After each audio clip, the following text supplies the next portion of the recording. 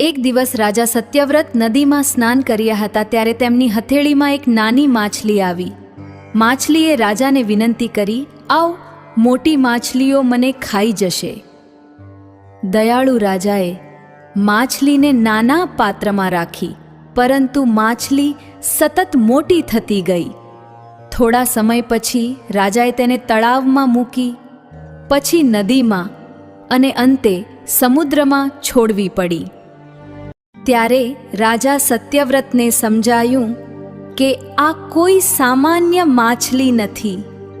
એ સમયે ભગવાન વિષ્ણુએ પોતાના મત્સ્ય અવતારમાં દર્શન આપ્યા અને કહ્યું, હે સત્યવ્રત, તું એક વિશાળ નૌકા બનાવ અને તેમાં સપ્ત ઋષિઓ, વિવિધ બીજ અને જીવન બચાવવા જરૂરી વસ્તુઓ રાખજે.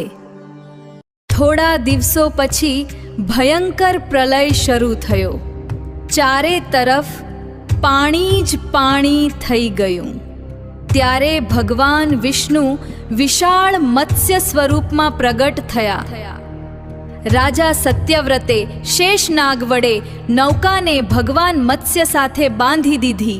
ભગવાન મત્સ્યએ પ્રલયના ભયંકર સમુદ્રમાં નૌકાને સુરક્ષિત રાખી.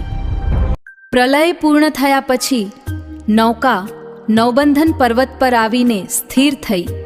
ત્યાંથી નવી સૃષ્ટિ અને નવા જીવનની શરૂઆત થઈ. આગળ જઈને રાજા સત્યવ્રત જ વૈવસ્વત મનુ કે ઓળખાયા, જેમને હાલની માનવ જાતિના પ્રથમ મનુ માનવામાં આવે છે.